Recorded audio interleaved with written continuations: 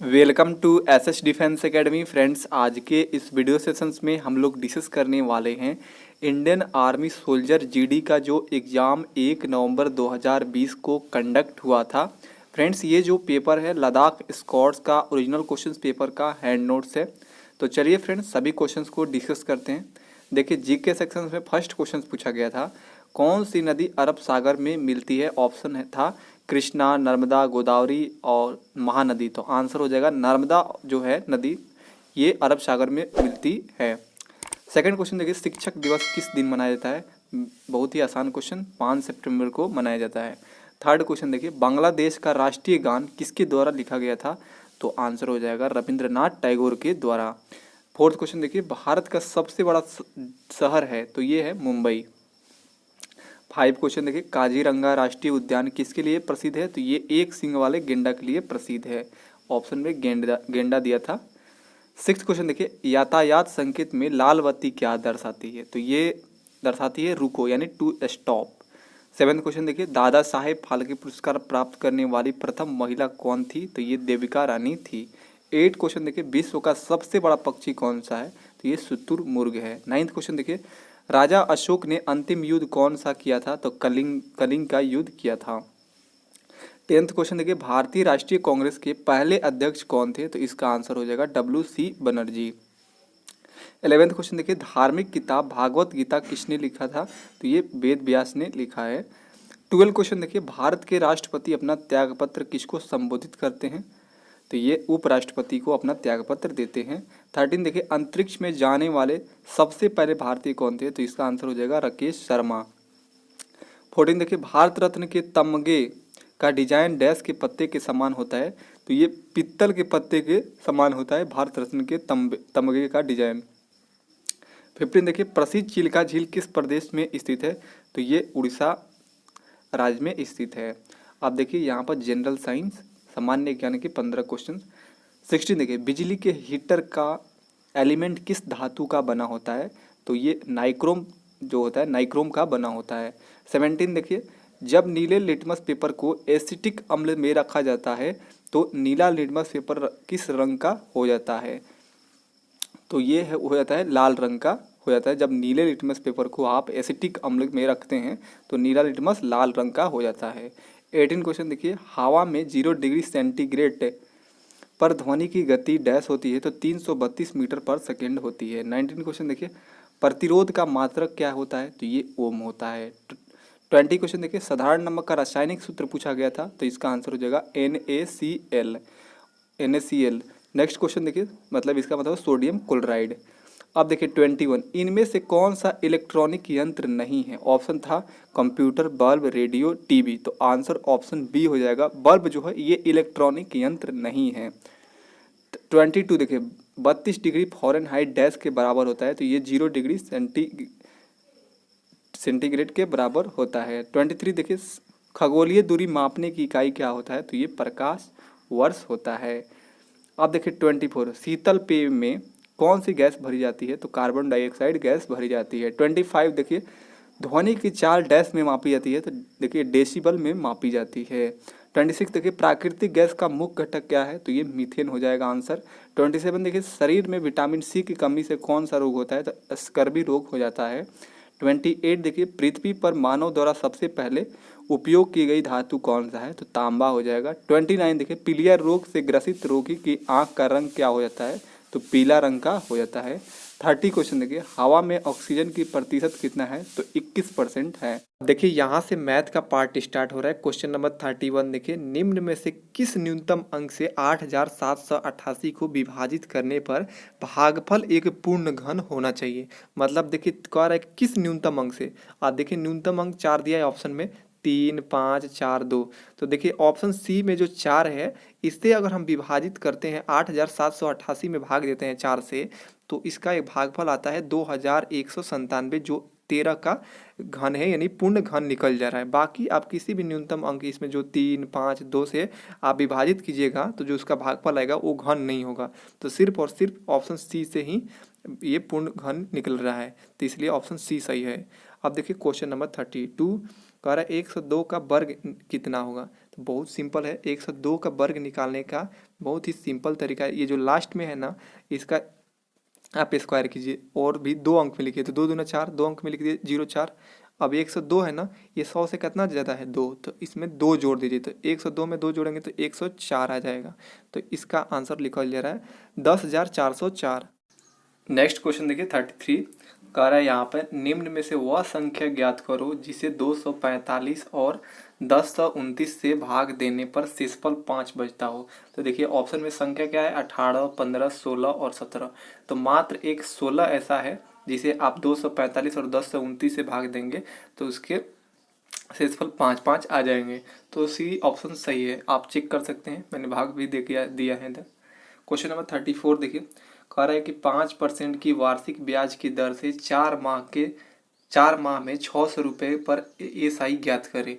तो हमें साधारण ब्याज ज्ञात करना है। साधारण ब्याज क्या होता है, मूलधन इंटू समय इंटू दर बट्टा 100। तो देखिए मूलधन कितना दिया है 600, उसके बाद दर कितना है 5%, 5 इधर लिख दिए। उसका समय कितना है 4 माह, इसे हम लोग वार्षिक में बदल देंगे तो 4/12 कर देंगे, बट्टा में 100 है, इसको कट पिट करेंगे तो 10 रुपया जो है ये साधारण ब्याज निकल के आ जाएगा। क्वेश्चन नंबर 35 देखिए, कह रहा है 12, 24, 30 का एलसीएम क्या होगा। तो इसका एलसीएम 120 हो जाएगा, सिंपली लिखल जाएगा। अब देखिए क्वेश्चन नंबर 36 कह रहा है यहाँ पे कि राम के पास कुल 45,000 रुपये थे। ओके, उसने कुल रुपए का 2/5 बड़े बेटे को और बची हुई राशि का 1/3 अपने छोटे बेटे को देने के बाद राम के पास कितना रुपए बचेगा, मतलब लास्ट में उसके पास कितना रुपए बचेगा ये पूछा गया है। तो देखिए टोटल उसके पास 45,000 रुपया है। सबसे पहले कह रहा है उसने कुल रुपए का 2/5 बड़े बेटों को दे देता है और बची हुई राशि को, तो 45,000 में 2/5 जब बेटा को दे देता है, बड़े बेटा को, तो उसके पास कितना बचेगा। तो 5 में से 2 घटा लेंगे तो बची हुई राशि निकल जाएगा, 3/5 बचेगा। यानी 45,000 का 3/5 करेंगे तो 27,000 रुपया अभी भी उस राम के पास है। ओके, उसके बाद एक कह रहा है कि राशि का 1/3 अपने छोटा बेटा को दे देता है। देने के बाद कह रहा है कि राम के पास कितना बचेगा। जब 1/3 दे देगा तो कितना बचेगा, तो 3 में से 1 घटाएंगे यानी 2/3 बचेगा। तो 27,000 का 2/3 कर मल्टीप्लाई करेंगे तो 18,000 रुपया निकल के आएगा जो राम के पास अभी बचा है। तो ये आंसर हो जाएगा। क्वेश्चन नंबर 37 देखिए, कह रहा है यदि एक विषम अंक 5 से विभाज्य है तो निम्न में से कौन सा अंक उसकी इकाई के अंक पे होगा। तो देखिए कोई भी संख्या या अंक 5 से तभी विभाज्य होगा जब उसके इकाई स्थान पे 5 या 0 हो, यही 5 के विभाज्यता का रूल है। तो देखिए यहाँ पर ऑप्शन जो दिया है इकाई स्थान के लिए, ये 4 दिया है, 3 दिया है, 5 दिया है, 2 है। तो देखिए इकाई स्थान पर या तो 5 होना चाहिए या 0 होना चाहिए। तो 4 दिया, ये होगा नहीं, 3 होगा नहीं, 2 होगा नहीं, तो आंसर 5 हो जाएगा। क्योंकि 5 से तभी होगा जब इकाई स्थान पर 5 होगा और 0 होगा। तो 0 तो दिया नहीं है, तो 5 दिया है, तो 5 आंसर हो जाएगा। नेक्स्ट क्वेश्चन देखिए 38, जब एक पासा फेंका जाता है तो उसके कितने फलक हो सकते हैं। फलक आने की संभावना पूछ रहा है। तो देखिए जो पासा होता है देखिएगा उस पर 1 से लेकर 6 तक डिनोट किया गया रहता है, तो उसके फलक आने की संभावना है 6। 1 से लेकर 6 तक तो टोटल संभावना कितना हो जाएगा, 6 ही हो जाएगा। अब देखिए क्वेश्चन नंबर 39, 0.25 को भिन्न में बदले। बहुत ही आसान है। देखिए 25 लिख देंगे और डेसिमल के जगह नीचे में क्या करेंगे, बट्टा में करके इस तरह 1, और उसके बाद डेसिमल के बाद कितना अंक है 2, तो 2 0 लगा के इसको कट पिट करेंगे तो 1/4 आ जाएगा आंसर। नेक्स्ट क्वेश्चन देखिए 40, एक आयत की भुजाएं 5 मीटर और 4 मीटर है तो उसका परिमाप ज्ञात करें। तो आयत के भुजाएं मतलब क्या है, इसके लंबाई और चौड़ाई दे दिया गया है, तो कह रहे परिमाप। तो परिमाप क्या होता है 2 × L+B। बस L+B को मतलब 5 4 9 को 2 से मल्टीप्लाई कर देंगे, 18 मीटर यही परिमाप निकल जाएगा। क्वेश्चन नंबर 41 देखिए, कह रहा है एक आदमी को एक घड़ी 660 रुपये में बेचने पर 40 रुपये की हानि हुई तो उसका हानि परसेंट ज्ञात करें। 660 रुपये में खरीदने पर 40 की हानि हो रहा है, यानी वो वस्तु कितना खरीदा होगा, 660 में 40 जोड़ देंगे 700 रुपये में वस्तु खरीदा होगा। तो कह रहा है कितना के हानि हुआ। तो देखिए कभी भी लाभ या हानि सीपी पे निकलता है, यानी क्रय मूल्य पे निकलता है। तो क्रय मूल्य मालूम हो गया 700 रुपया, तो हानि परसेंट निकालना है, कितना का हानि हो रहा है 40 के किस पे 700 पे, इसे परसेंट में बदलना है तो 100 से मल्टीप्लाई कर देंगे। तो इस तरह आपका आंसर आ जाएगा 5.71% आ जाएगा, यही हानि परसेंट निकल जाएगा। क्वेश्चन नंबर 42 देखिए, कोई धनराशि 2 वर्ष के बाद 1040 रुपया हो जाती है। यदि 2 वर्ष का एसआई जो है साधारण ब्याज 40 रुपया हो तो ब्याज का दर क्या है। तो देखिए इसमें बहुत ही सिंपल दे दिया, 2 वर्ष में है, मतलब कोई राशि है 10 से 40 हो जा रहा है, मतलब ये क्या है 10 से 40 क्या है, मृषधन है। तो अगर है कि 2 वर्ष में एसआई 40 रुपया हो, तो 2 वर्ष में जब साधारण ब्याज 40 रुपया है तो मूलधन कितना हो जाएगा, तो 10 से 40 में से हम 40 घटा देंगे तो ये क्या हो जाएगा, 1000 मूलधन निकल के आ जाएगा। अब दर निकालना है तो दर बराबर क्या होता है, ब्याज गुणे 100 बटा मूलधन इंटू समय। तो बस इस पर फॉर्मूला पर लिखा लेंगे, तो इसको कट पिट करेंगे तो 2% आ जाएगा दर। नेक्स्ट क्वेश्चन देखिए 43 का है 10 मीटर और 5 मीटर माप के एक कमरे में कितनी लंबाई की छड़ रखी जा सकती हैं। तो मतलब एक कमरे में कितनी लंबाई की, तो सबसे बड़ी लंबाई की रखा जाएगा, तो मतलब विकर्ण की लंबाई निकाल देना है। तो आयत का विकर्ण की लंबाई कितना होता है, √L² plus B² plus H²। बस इस पर मान रख देंगे, ये L है, ये B है, ये H है, इसको मान रखेंगे तो आपका 15 मीटर आ जाएगा छड़ की। कितना लंबाई होगा, 15 मीटर लंबी जो छड़ रखी जा सकती हैं। अब देखिए क्वेश्चन नंबर 44, एक दुकानदार को 36 संतरे बेचने पर 4 संतरों की हानि होती है, ठीक है, तो उसका हानि परसेंट ज्ञात करें। तो देखिए 36 संतरा बेचने पर 4 की हानि हो रहा है, यानी वो कितना में खरीदा होगा, तो 40 रुपया में खरीदा होगा, तभी ना 36 4 40 जोड़ देंगे तभी ना उसको, मान लीजिए 36 में बेच रहा है तो वो कह रहा है 4 के हानि हो रहा है, तो मतलब भाई उसके पास वो खरीदा होगा 40 में ना। तो अब ये सीपी निकल गया, कितना का हानि हो रहा है, 4 का, किस पे, 40 पे, क्योंकि हरदम क्रय जब भी लाभ या हानि होता है वो क्रय मूल्य पर निकलता है। तो 4/40 मल्टीप्लाई कर देंगे 100 से, क्योंकि परसेंट में बदलना है, तो इस तरह हानि परसेंट आ जाएगा 10%। नेक्स्ट क्वेश्चन देखिए 45 कह रहा है कि देखिए यहाँ सबसे पहले बड़ा ब्रैकेट, फिर उसके बाद छोटा ब्रैकेट दिया है इस तरह, उसके बाद देखिए इस तरह कैसे सॉल्व किया जाए। 64 के पावर 2/3 के पावर 1/2, तो सबसे पहले हम 64 के पावर 2/3 तक सॉल्व करते हैं, इतना तक। तो देखिए 64 को हम पहले 4 के पावर 3 में कन्वर्ट कर लिए, 4 के पावर 3 करेंगे तो 64 हो जाएगा, और ऊपर 2/3 है तो 2/3 है, इसको कट करेंगे तो यहाँ पर 4 के पावर 2 हो जाएगा, यानी 16 हो जाएगा। बाकी अभी ये बचा है पावर 1/2। अब देखिए फिर 16 को हम लोग कन्वर्ट करेंगे 4 के पावर 2 में, और फिर 1/2 को मल्टीप्लाई करेंगे तो 2 से 2 कट गया, 4 के पावर 1 बचा, यानी 4 आंसर हो जाएगा इसे सिंप्लीफिकेशन करने पर। अब देखिए रीजनिंग के क्वेश्चंस बहुत ही शानदार क्वेश्चंस है, आप देखकर आंसर मार सकते हैं। देखिए रीजनिंग में 46 से 45 यानी 5 क्वेश्चंस पूछे जाते हैं। क्वेश्चन नंबर 46 देखिए, कह रहा है क्रम को पूरा करें, 6 13 25 51 101, आगे क्या होगा। तो देखिए 6 से 13 कैसे हुआ है, देखिए 6 में 2 से मल्टीप्लाई हुआ है और 1 जोड़ दिया गया, तो 6 दूना 12 1 13 हो गया। फिर 13 से 25 कैसे बना है, तो देखिए 13 में 2 से मल्टीप्लाई करेंगे और 1 घटा देंगे तो 25 आ जाएगा। 13 दूना 26, 26 में से 1 घटाएंगे तो 25। फिर 25 से 51 कैसे हुआ, तो 25 में 2 से मल्टीप्लाई करे और 1 जोड़ दिए तो 51 हुआ। तो देख रहे हैं क्या, पहले 2 से मल्टीप्लाई करके और 1 जोड़ा जा रहा है, फिर उसके बाद नेक्स्ट टर्म में क्या हो रहा है, +2 से मल्टीप्लाई करके और 1 घटाया जा रहा है। देखिए सबसे पहले क्या हो रहा है, गुणा 2 से, उसके बाद 1 जोड़ दिया जा रहा है, फिर गुणा 2 से 1 घटा दिया जा रहा है। तो इस तरह आप यहाँ पाएंगे इस टर्म पर 101 पर, तो यहाँ पर 101 से मल्टीप्लाई, 101 में 2 से मल्टीप्लाई करके 1 जोड़ेंगे तो आपका 203 आ जाएगा आंसर। यही हो जाएगा क्वेश्चन नंबर 47। देखिए ये कोडिंग डिकोडिंग से बिल्ड को कोड किया गया है, 5 हैज, उसके बाद 32 @ उसके बाद क्या है, ट्राइब को कोड किया गया है @935 एक्सक्लेमेशन मार्क।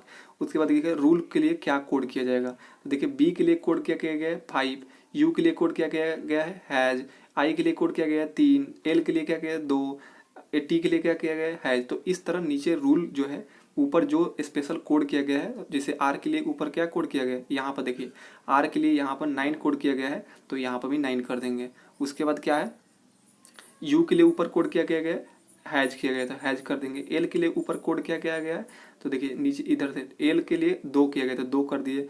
ई के लिए कोड किया गया है एक्सक्लेमेशन मार्क, तो इसको एक्सक्लेमेशन मार्क कर देंगे। तो इस तरह 9, उसके बाद हैज, उसके बाद 2 एक्सक्लेमेशन मार्क हो जाएगा, यही आंसर हो जाएगा। क्वेश्चन नंबर 48 देखिए, ब्लड रिलेशन से बहुत ही सिंपल क्वेश्चन पूछा गया था।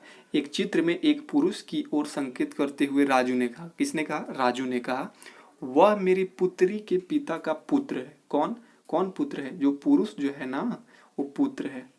अब किसका पुत्र है यही मालूम करना है। तो देखिए राजू ने कहा वह मेरी पुत्री, राजू की पुत्री कौन होगी, मान लीजिए यहाँ पर पुत्री हम बना दिए।